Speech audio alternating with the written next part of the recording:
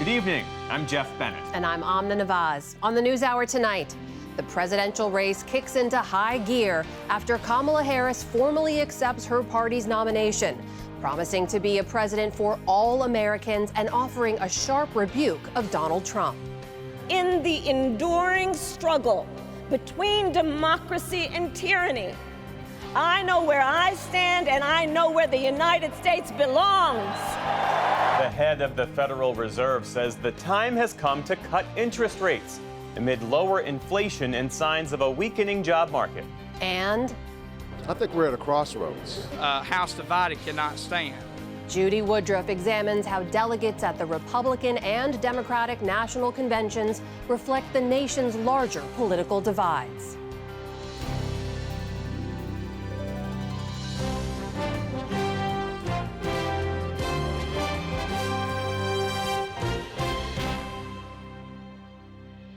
Major funding for the PBS NewsHour has been provided by the ongoing support of these individuals and institutions, and friends of the NewsHour, including Jim and Nancy Bildner, and the Robert and Virginia Schiller Foundation, the Judy and Peter Bloom Kovler Foundation, upholding freedom by strengthening democracies at home and abroad. The John S. and James L. Knight Foundation, fostering informed and engaged communities. More at kf.org.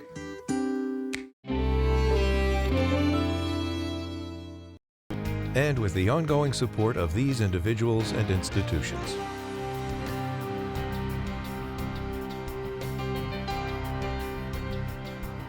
And friends of the NewsHour.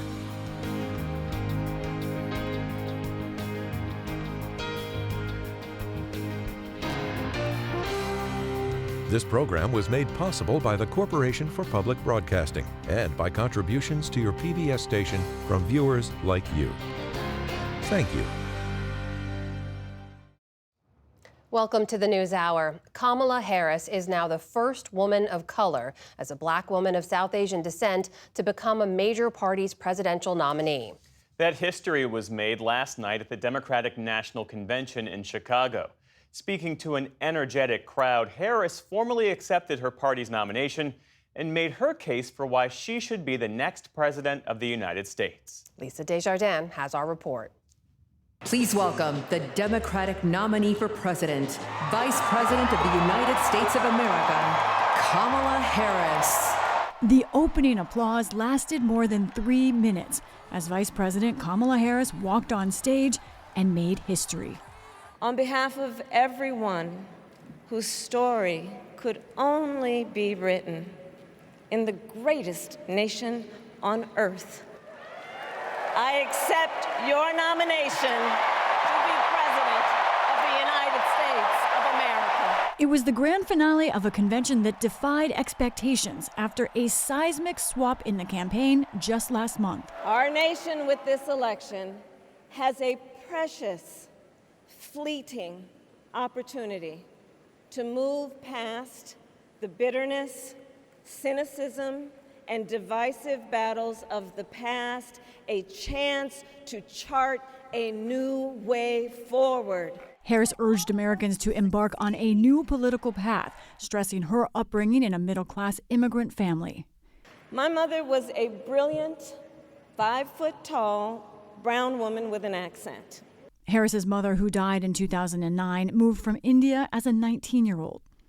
She taught us to never complain about injustice, but do something about it. That upbringing, Harris said, drew her to public service. My entire career, I've only had one client, the people.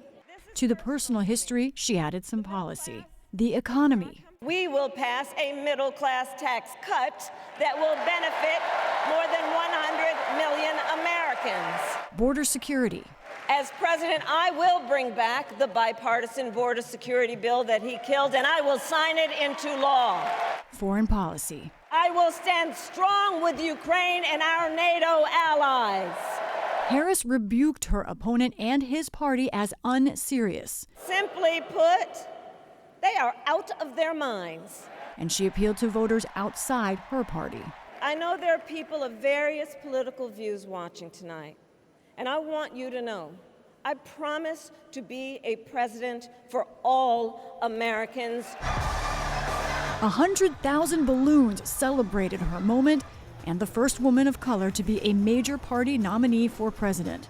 First off, it gives me goosebumps. Former Secretary of Housing Marcia Fudge, now the co-chair of the Harris campaign, spoke to NewsHour. I mean, it brings me to tears, it really does. To think about this little black girl that grew up in inner city Cleveland. Never thought in my life I would see this day. Hello, Chicago. Earlier, Harris's family aimed to reinforce her message, including her sister, Maya Harris. Where others want to drag us back to the past, my sister says, hold up now, we are not going back. And what are you here to do? To teach you how to say your auntie's name. And unforgettably, Harris's great nieces. First you say comma like a comma in a sentence. Then you say la like la la la la la. Put it together and it's 1, 2, 3, Kamala. The night also featured sobering moments. It's 10:30 a.m. at Robb Elementary in Uvalde. The mother of Lexi Rubio described the day her daughter was killed in the 2022 Robb Elementary School shooting in Uvalde, Texas. She wears a St. Mary's sweatshirt and a smile that lights up the room. 30 minutes later, a gunman murders her, 18 classmates and 2 teachers. One campaign fully launched, another put on the brakes. Independent candidate Robert F. Kennedy Jr. announced today that he's suspending his campaign. Our polling consistently showed that by staying on the ballot in the battleground states, I would likely hand the election over to the Democrats with whom I disagree on the most existential issues. Kennedy said he wants to help former President Trump. As for Trump, we just had a very nice endorsement. He was in battleground mode again with an afternoon event in Las Vegas, stressing his plan to end taxes on tips. And Lisa joins us now. So let's start with this decision by Robert F. Kennedy Jr. to exit the race. What more do we know about his reasoning? Kennedy spoke for about 50 minutes today. He spent a lot of that time talking about Americans' health and railing against the agriculture industry, pharmaceutical industry in this country. But 3 main points politically I want to make. He said he's suspending his campaign. He feels like he was censored by the media, though we did interview on this program. Second, he said that he's taking his name off the ballot, not everywhere, but only in 10 battleground states. And he said he's doing this to help Donald Trump, who he said told him he will try to find a job in his administration. Now, Kennedy also said that he and Trump spoke right after the assassination attempt last month for hours. That's when Kennedy said he had a change of heart about Trump. They met. He said he found they had more in common than he believed after several sessions. Kennedy said he reached out to the Harris campaign and was refused the ability to meet with her. I asked the Harris campaign about that, and they have not commented. So what does this mean for the race? How does it fundamentally change the contours of this election, if at all?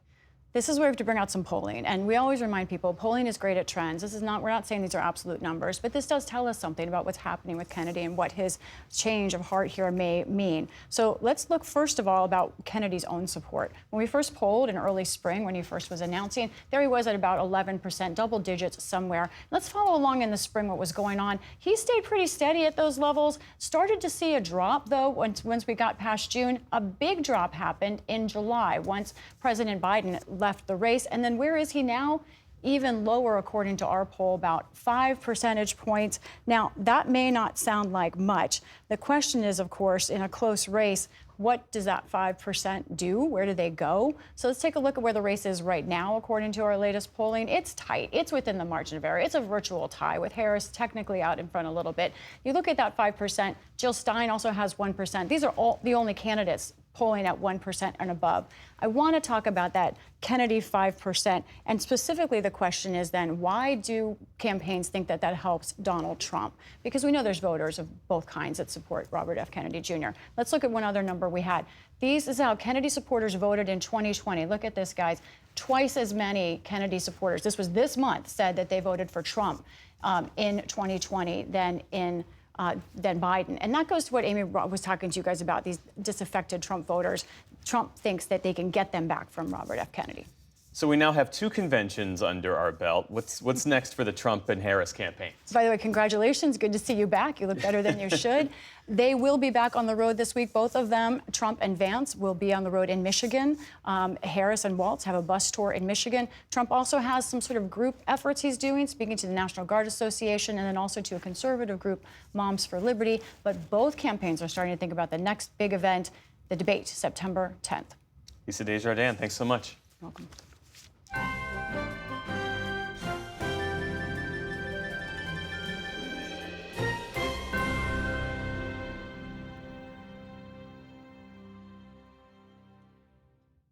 Efforts to bring peace to Ukraine start the day's other headlines. Indian Prime Minister Narendra Modi was in Kyiv today, offering himself, in his words, as a friend to try to end the fighting. He and President Volodymyr Zelensky discussed Ukraine's peace formula, which calls for the recognition of Ukraine's territory and the withdrawal of Russian troops.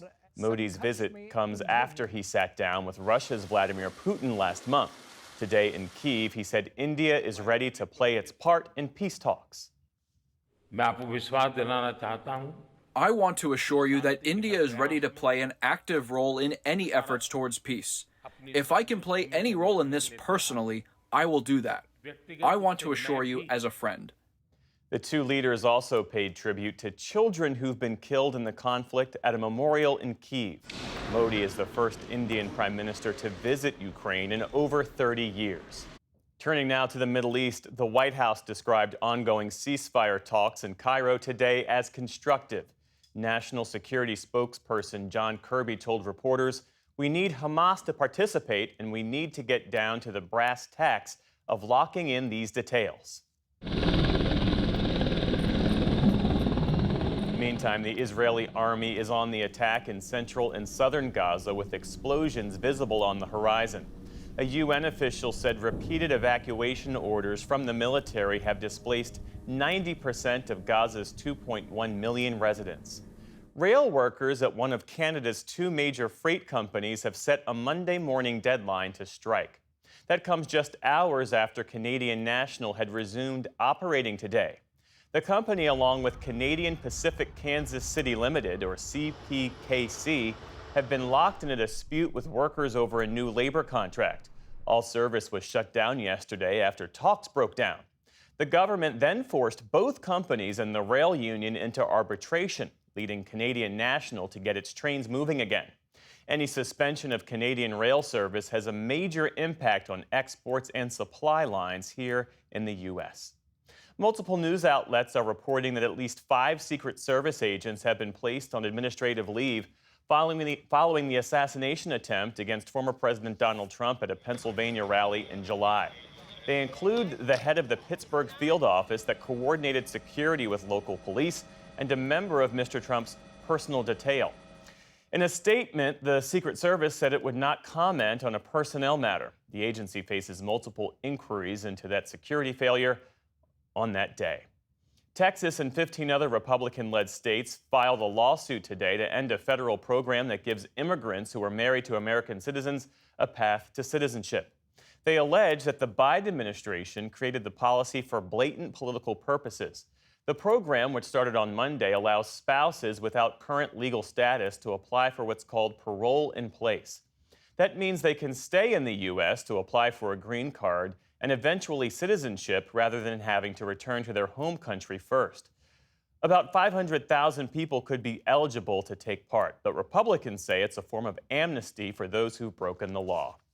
The Justice Department filed an antitrust lawsuit today against real estate software company RealPage. The DOJ filed the case along with attorneys general from 8 states, including North Carolina and California. They say the company's algorithm allows landlords to align their rental prices to minimize the competition.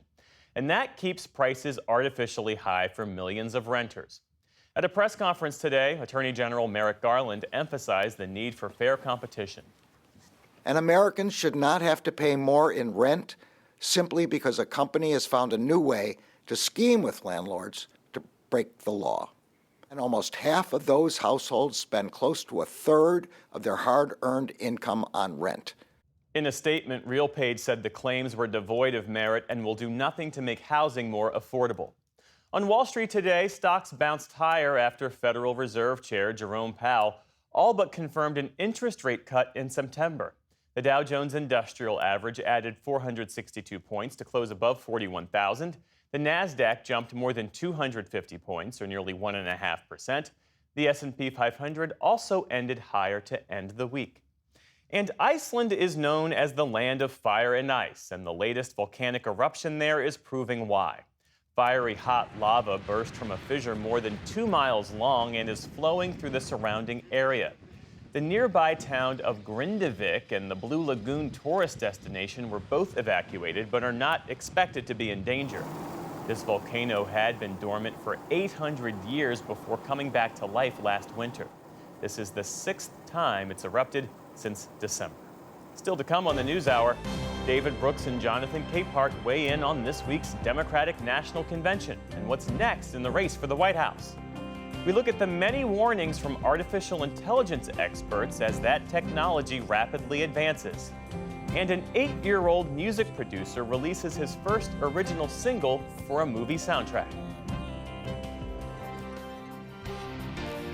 This is the PBS NewsHour from WETA Studios in Washington and in the West from the Walter Cronkite School of Journalism at Arizona State University. Financial markets rallied today after Fed Chairman Jerome Powell clearly said that it's time to start cutting interest rates from the 5.3% level they've been for more than a year. As John Yang tells us, the question now is by how much and how quickly Fed policymakers will act. Amna, speaking at an annual conference in Jackson Hole, Wyoming, Powell said inflation is now low enough and that the bigger threat to the economy is a weakening jobs market. The time has come for policy to adjust. The direction of travel is clear, and the timing and pace of rate cuts will depend on incoming data, the evolving outlook, and the balance of risks. It seems unlikely that the labor market will be a source of elevated inflationary pressures anytime soon. We do not seek or welcome further cooling in labor market conditions. Powell also addressed critics who say the Fed was slow to react to early signs of inflation. Rachel Siegel covers the Fed for the Washington Post, and she's in Jackson Hole. Rachel, you're out there with a bunch of central bankers, economists from around the world, even some Fed policymakers. What are they saying about not only the state of the economy as Powell described it, but also the interest rate policy pathway that he laid out? Well, there was a lot that was quite expected in what we heard from Chair Powell this morning. Everyone came out here expecting that he would tee up the path for a rate cut in September. And sure enough, he said the time has come. So that was one signal that was pretty much expected across the board. What we didn't hear from Chair Powell, though, and where the conversation has now shifted, is how much they're going to decide to cut by. That's ultimately going to be determined by how worried they are about this slowing in the job market. We heard Powell say that they're not looking to see any more slowing, nor do they want to cause any more slowing. That could trigger a more aggressive rate cut at their next meeting in September. It could tee up more rate cuts later on in the year. But those are questions that we didn't get quite answered this morning. What's the analysis? I mean, we will get one more jobs report before the September meeting, and you do have meetings in November and December. How aggressive do they think he's going to move, and will it continue? Will there be a pause? Even though they left the door open to many options, there are really a couple of feasible paths here. If central bankers are really worried, if they're starting to see this pileup of data suggesting that the labor market is not only slowing, but maybe even crumbling under the weight of higher rates with a rising unemployment rate or mass layoffs, they could decide to issue a half-point cut in September. And not only would that be of a larger scale, but it would signal this deeper concern and taking that concern seriously that they need to act and act fast. Or they could stick to a more typical quarter point, which signals a little bit more of a calm approach, a gradual approach, and maybe tee up similar quarter point cuts for the rest of the year. You'll also hear some officials say that it doesn't really matter exactly the scale of the cut at one meeting or another, but more that they set out on a path, that they have a plan, and that they're really resolute in making sure they see it through. Talk about concerns about the job market. Earlier this week, the Labor Department revised downward their report on the number of jobs created between March 2023 and March 2024, down about 818,000. How significant was that in Powell's thinking, do you think? We'll often hear from policymakers that they never hedge a decision to one specific data point. And I think this is actually a good example. So that release came out as I was on the plane to fly out here. And when that finally, refreshed on my phone, I was quite surprised. But I'll be talking to officials here who say that maybe they had a little bit more of a sense of that all along, that they've been trying to really look under the hood of the jobs data that we've seen over the last couple of months that has hinted at perhaps more slowing than these official top line numbers would tell us. And they also say that even those revisions don't overhaul their sense the job market has been a pillar of economic strength. What they don't want to do is they don't want to ruin that. They don't want to cause so much pressure on the economy that they undermine that kind of progress. And I think that those revisions, along with the July jobs report that also came in below expectations, are all part of this puzzle that explains to central bankers that it's time to take some pressure off. Powell also seemed to acknowledge today that the Fed didn't act quickly when the first signs of inflation turned up because he thought it was going to be temporary, transitory, as he calls it, and that other economists agreed with him, he said. What do critics say about that? Well, now you hear critics who say that the Fed is falling behind once again. They point to just a couple of years ago when the Fed made this mistaken assessment that inflation would prove to be temporary. It was why they held off on raising rates for so long. Now you hear those critics come back and say, the Fed is moving too slow once again. They're keeping too much pressure on the economy, and that we're starting to see the consequences. I think the point that Powell was trying to make this morning is that officials are coming at this with quite a bit of humility, having learned those lessons pretty recently.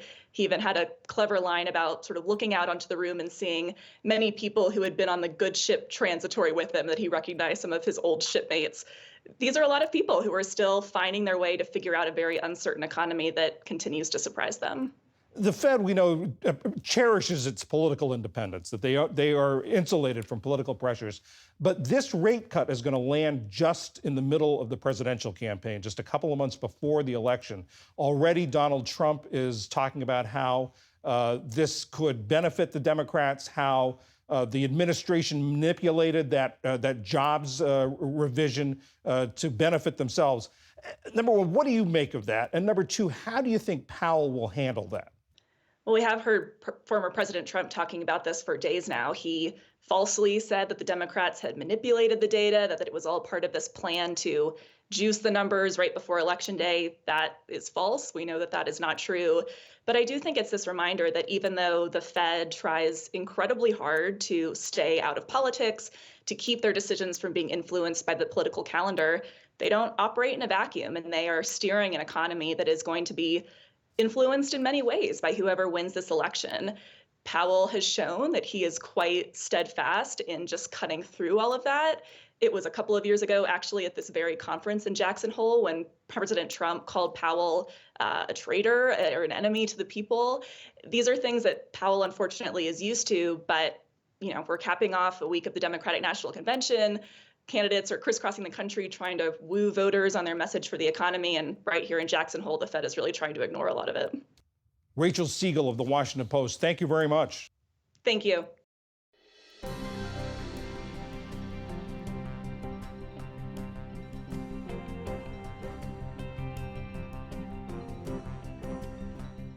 With the conclusion of the Democratic National Convention last evening, both parties now have their official presidential nominees.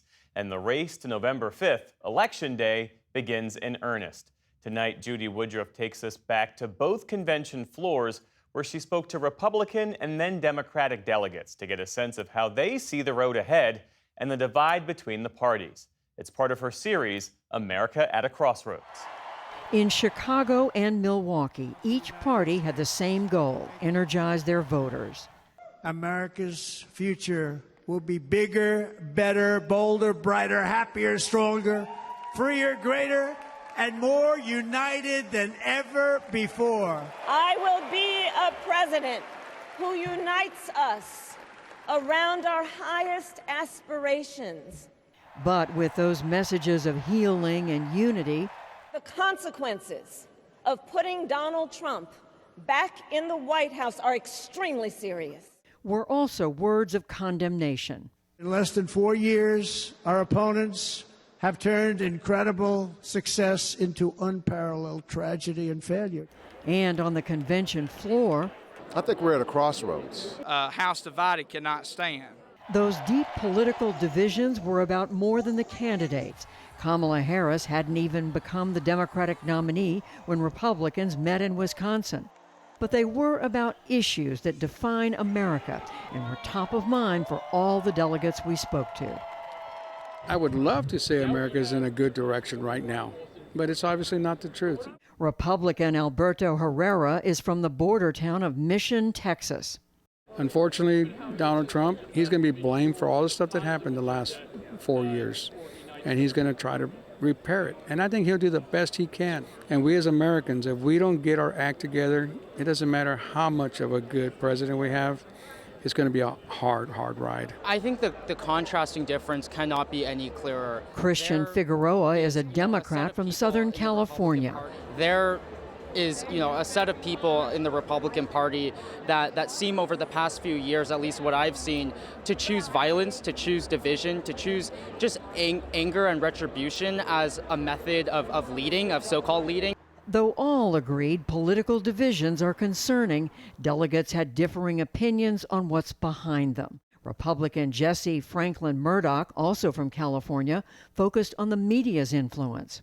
So I think that people who don't take the time to really think about every issue for themselves and just look online or turn on the TV, they may be well-intentioned, but they're sometimes misled.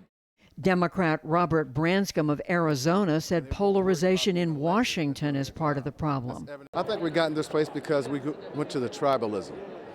We Democrats, we have our progressive side, Republicans have their MAGA extreme side, and it became unpopular to talk to each other.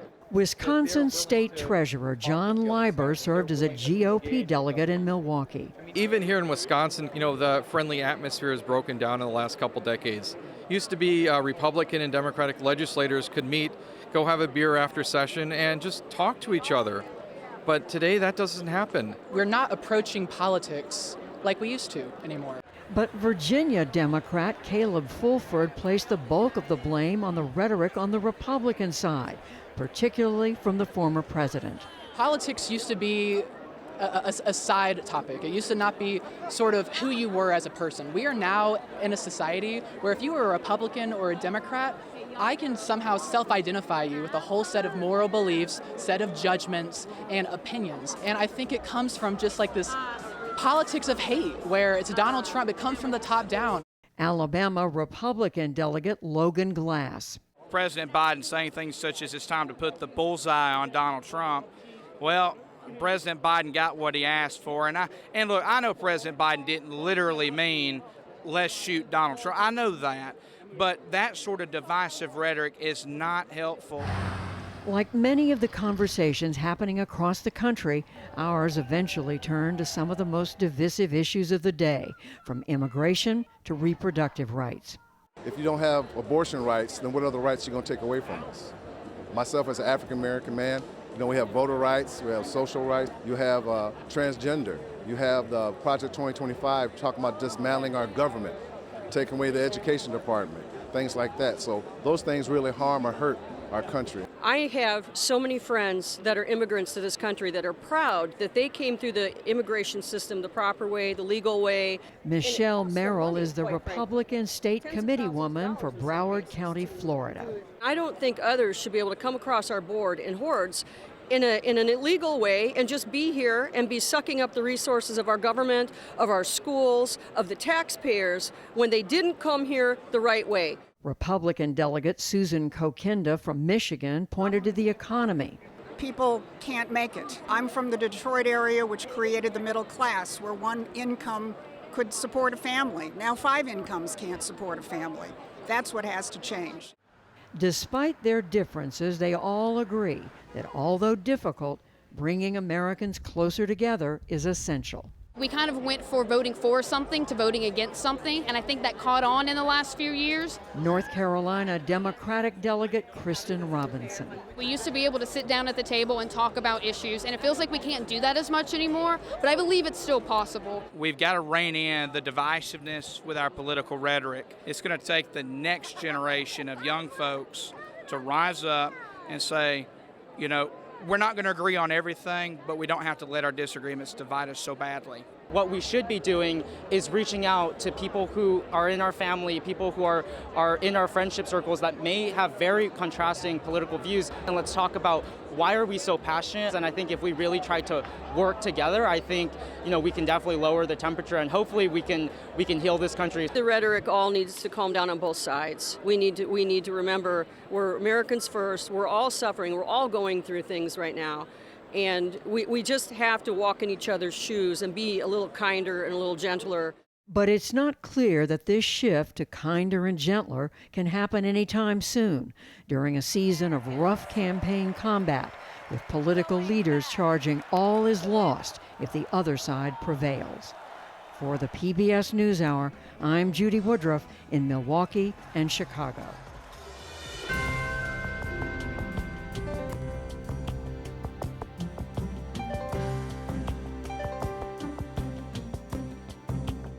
The end of the Democratic National Convention marks a major turning point in the battle for the White House.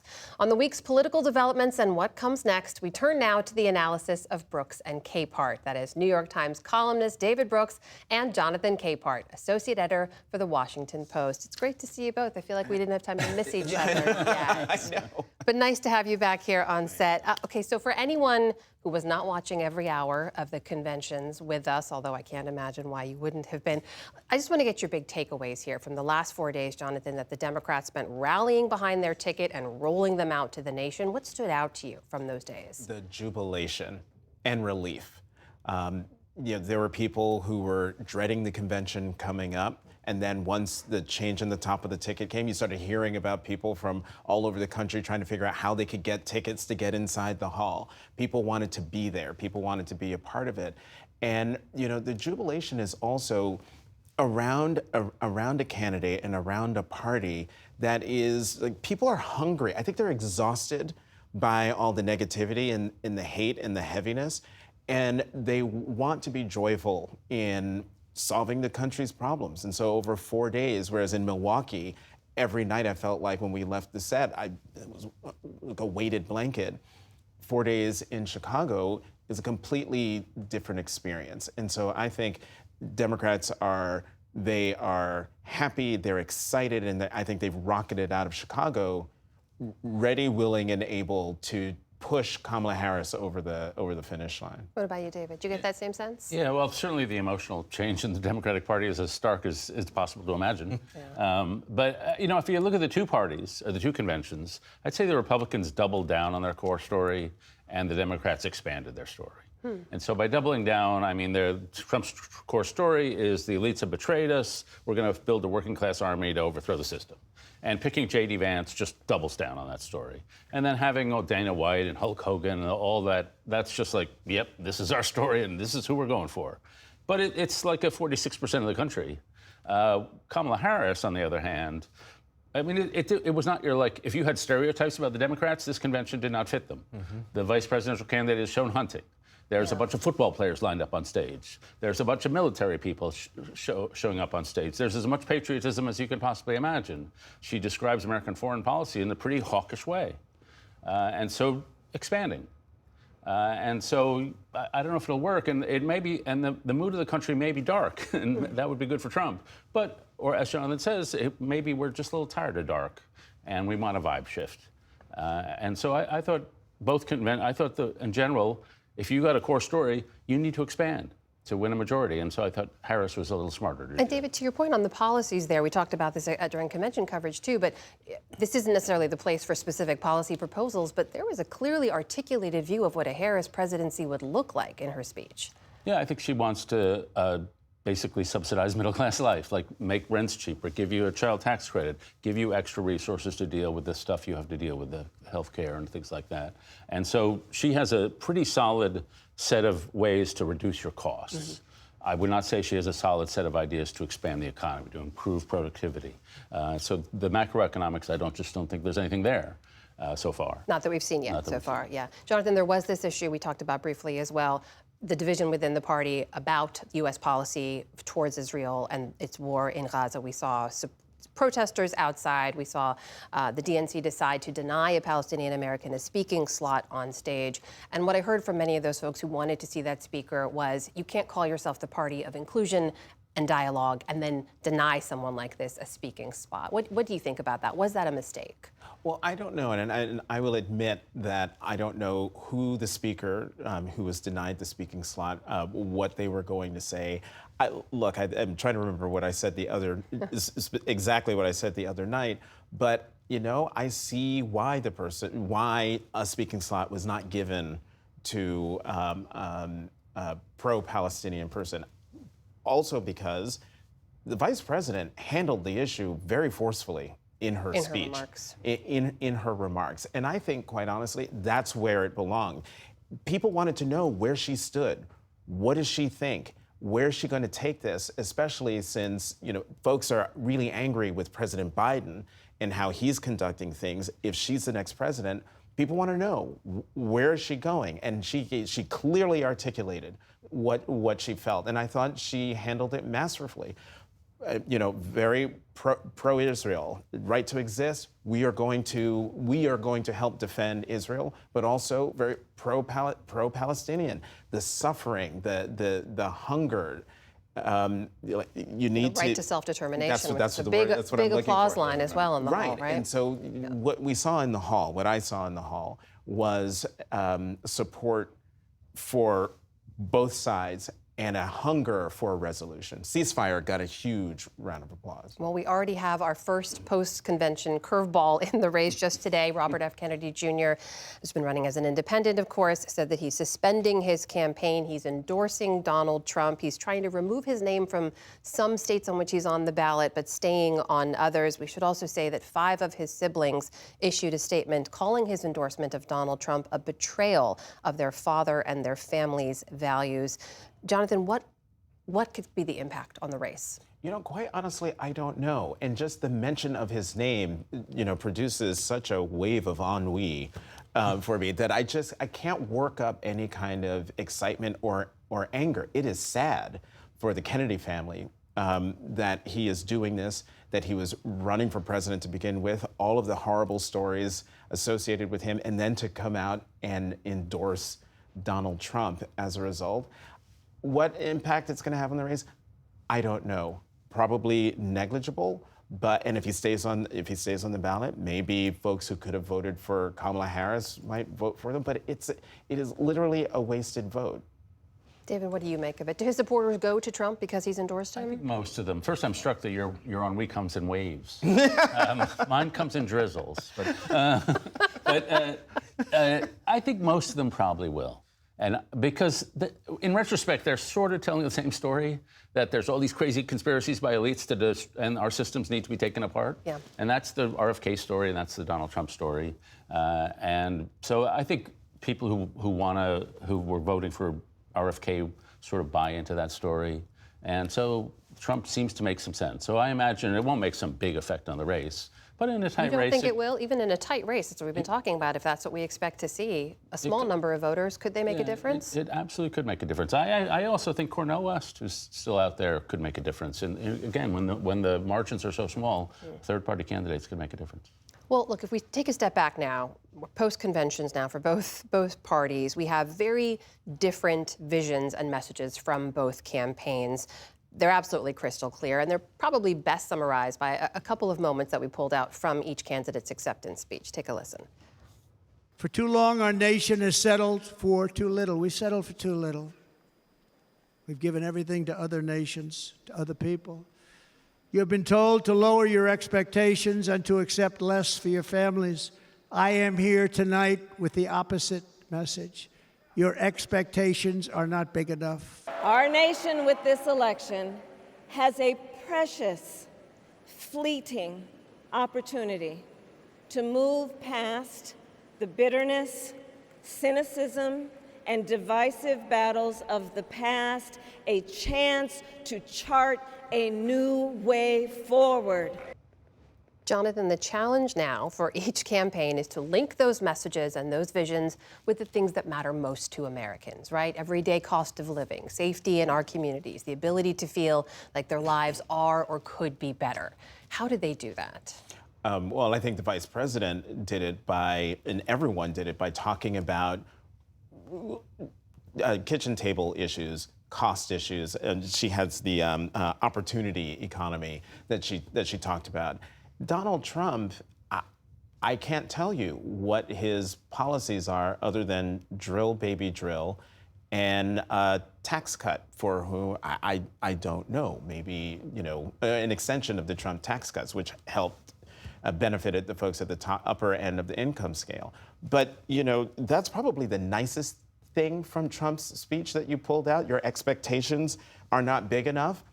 In isolation, that could be a positive sounding thing, except it was wrapped around 2 hours of just darkness and meanness. And I think the problem that Donald Trump is going to have, and the Republicans are having, is that he can't talk about policy, no matter how many times people ask him to do it. He's about personal insults and degradation. And as we've seen in the last 4 days in Chicago, the Democrats are speaking not as much policy as David would want, but certainly a whole lot more policy than's coming out of the GOP. Yeah, in those two clips, you see Donald Trump's message, which is America's been in decline, and we need to turn it around. And so it's a decline story. And then Kamala Harris's message, it's implicit in her being. It's a historic moment. A black woman gets nominated for a major political party in the United States of America. It's a moment of we've got hope for the future now. And so she's telling a much more optimistic story. And so it shows up even in policies. And so a very assertive role for America in the world, defend Ukraine, defend liberal democracy. That's Kamala Harris. By contrast, Donald Trump, we don't need that war. Our NATO allies are screwing us. They're taking all our money. They're not contributing. We're getting sucked in. We can't afford it.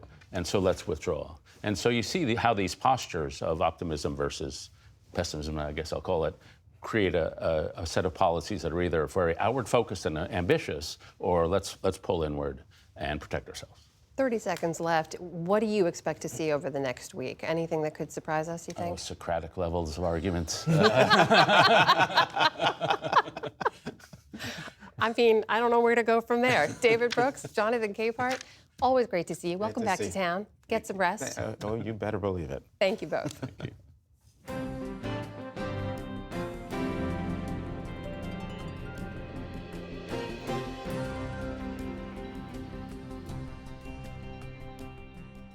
The development of artificial intelligence is speeding up so quickly that it was addressed briefly at both political conventions, including the Democratic gathering this week.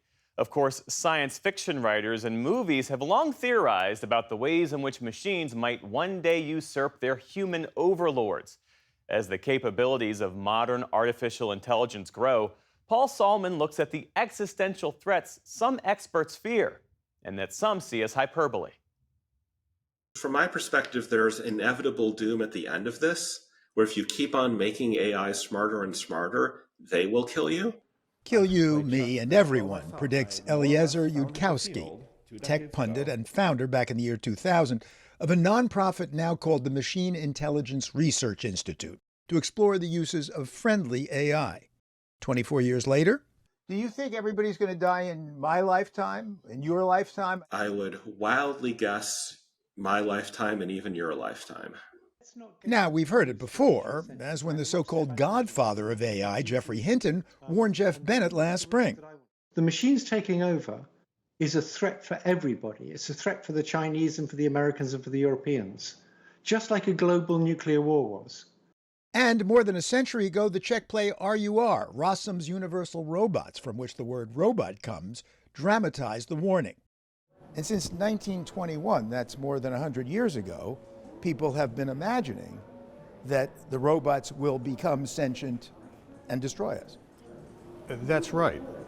AI expert Stanford's Jerry Kaplan at Silicon Valley's Computer History Museum. That's created a whole mythology, which of course is played out in endless science fiction treatments. Like the Terminator series. A new order of intelligence decided our fate in a microsecond. Extermination. Judgment Day, forecast for 1997.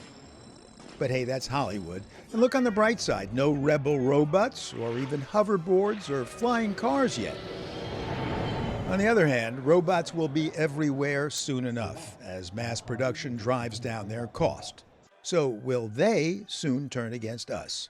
I got news for you. There's no they there. They don't want anything. They don't need anything. We design and build these things to our own specifications. Now, that's not to say we can't build some very dangerous machines and some very dangerous tools. Kaplan thinks what humans do with AI is much scarier than AI on its own. Create super viruses, mega drones, God knows what else. But whodunit aside, the big question still is, will AI bring doomsday? I'd rate the existential threat of AI around a 3 or 4 out of 10. That's the avatar of LinkedIn founder Reid Hoffman, to which we fed the question, 1 being no threat, 10 extinction. What does the real Reid Hoffman say? I'm going to go for 2 on that answer. I'm going to tell you that your avatar said 3 to 4. All right. Well, my avatar is trying to approximate something that is what kind of a bulk of educated, reasonable people would want to hear. But hey, even if you told me there was only a 1 in 10 chance of a ticking time bomb in my room, I would be out of there. Yudkowsky started warning of rogue AI back in 2005. And since? Things have gone a bit worse than hoped for. And to be clear, the sting at the end of this is AI gets smarter than us, is poorly controlled, and probably humanity becomes collateral damage to its own expansion. What's the doomsday scenario here? It is smarter than humanity. From its perspective, it now wants to get independence of humanity. It doesn't want to be running on computers that require electricity that humans have to generate. There are many more AI companies now than just OpenAI. And some of the people there are explicitly like, yeah, sure, like maybe it'll wipe out humanity, but, I don't care about that. And of all the world's problems, tribalism, climate change, etc., you think AI is a bigger problem? I think climate change is unlikely to kill literally everyone, down to the last man, woman, and child. At all of the top 3 companies, I expect the leaders would prefer not to wipe out humanity, but as they see it, it's not up to them. They got to stay ahead of their competitors. So what does AI itself think? I asked Ameca, a robot hooked up to ChatGPT. Destruction, 1 to 10? The response, a 3. The potential for harmony and enhancement exists, but vigilance is paramount. Would you roll the dice on that? I'm afraid we're all going to be rolling the dice on that. And I'm worried that in your answer, you're saying there's something like a 30% chance that AI, artificial intelligence, will destroy humanity. Shouldn't I be scared? Your concern is valid, Paul. The 30% isn't a direct prediction, but a cautious nod to the uncertainties and ethical dilemmas of handling powerful technology. But I'm afraid that human beings may not be capable of protecting themselves from the risks of AI. That dread is profound. It's daunting, but not without hope. Humanity's resilience has often defied expectations. Perhaps it's no surprise that the actual human who created ChatGPT, Sam Altman, thinks the same. I believe that AI will be very net good, tremendously net good. But I think, like with any other tool, it'll be misused. Like, you can do great things with a hammer and you can kill people with a hammer. I don't think that absolves us or you all or society from trying to mitigate the bad as much as we can and maximize the good. And Reid Hoffman thinks we can maximize the good. We have a portfolio of risks. We have climate change as a possibility. We have pandemic as a possibility. We have nuclear war as a possibility. We have asteroids as a possibility. We have human world war as a possibility. We have all of these existential risks. And you go, okay, AI, is it also an additional existential risk? And the answer is yes, potentially. But you look at it as a portfolio and say, what improves our overall portfolio? What reduces existential risk for humanity? And AI is one of the things that adds a lot in the positive column. So if you think, how do we prevent future natural or man-made pandemic? AI is the only way that I think can do that. And also, it might even help us with climate change things. So you go, okay, in the net portfolio, our existential risk may go down with AI. For the sake of us all, grown-ups, children, grandchildren, let's hope he's right. The PBS NewsHour in Silicon Valley, Paul Solman.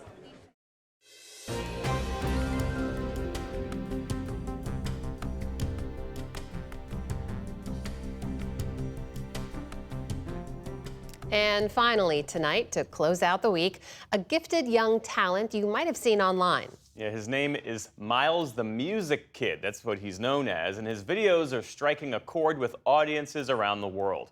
William Brangham has the story for our arts and culture series, Canvas. Get a new audio track? 8-year-old Miles Bonham, a 4-foot music-producing phenom, Transposing it down 12 semitones. seemingly can do it all.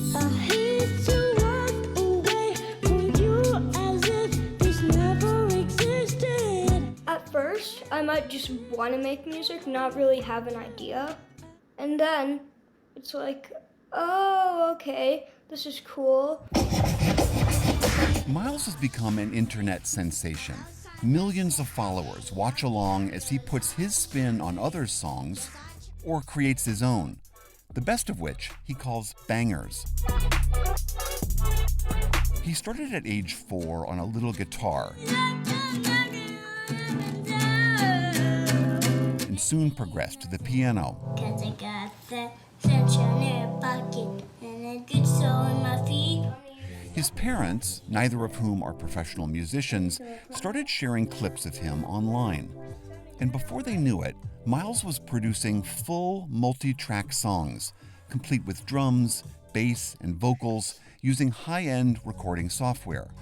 That's just who he is. He's just, it runs through him. Music is how he expresses himself, and it's just a huge passion of his. His songs go through many, many permutations, and Miles says only about 1 in 10 achieve banger status. So do you know when it's done and when you feel like, this is great, I'm finished, I can mix this now?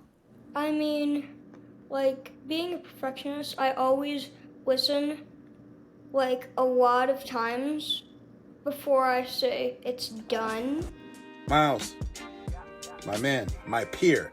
And that perfectionism has landed him some pretty cool friends, like Questlove of The Roots, who gifted Miles a drum set, and Grammy Award-winning producer Mark Ronson. Miles is part of a rising generation of precocious young musicians with huge online followings. How do you keep it normal for him? How do you keep it so that he is just a regular 8-year-old boy living a life with his sister in your home and life? How do you do that? That's a pretty easy question because he is a regular kid. I mean, he literally is a regular kid. He does all of the things that regular kids do. And it just so happens he's got this musical superpower on the side.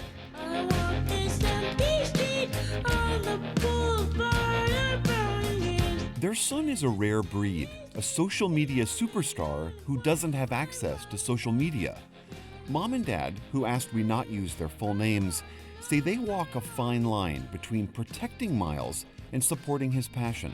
We don't think it's healthy for kids to go on social media while their brains are developing, and so he's not getting that dopamine rush, and so he doesn't really care. He's just focused on having fun and doing the things that make him happy, like every other kid.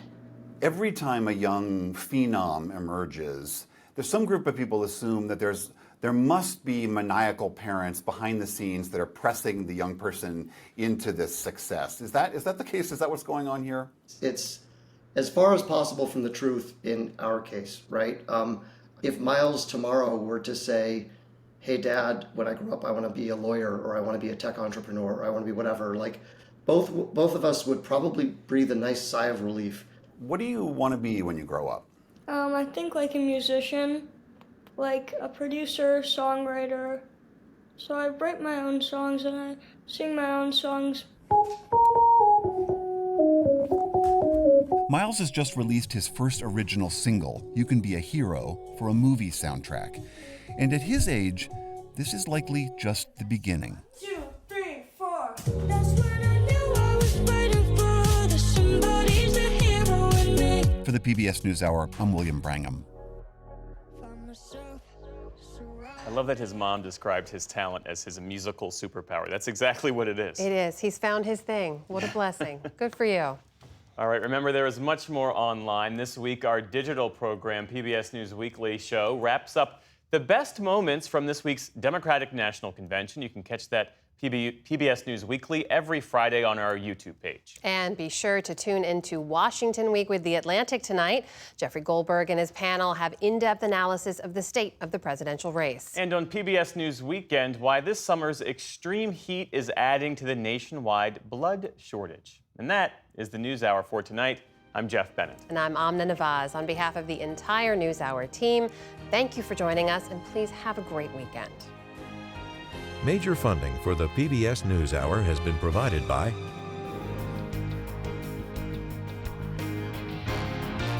and with the ongoing support of these individuals and institutions, and friends of the NewsHour, including Kathy and Paul Anderson, and Camilla and George Smith.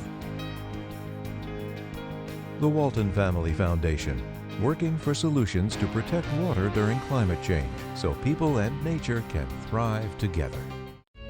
The William and Flora Hewlett Foundation, for more than 50 years advancing ideas and supporting institutions to promote a better world at hewlett.org. And with the ongoing support of these individuals and institutions.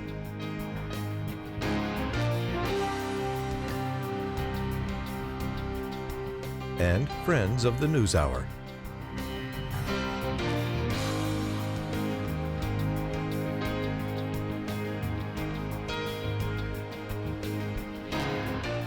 This program was made possible by the Corporation for Public Broadcasting and by contributions to your PBS station from viewers like you. Thank you.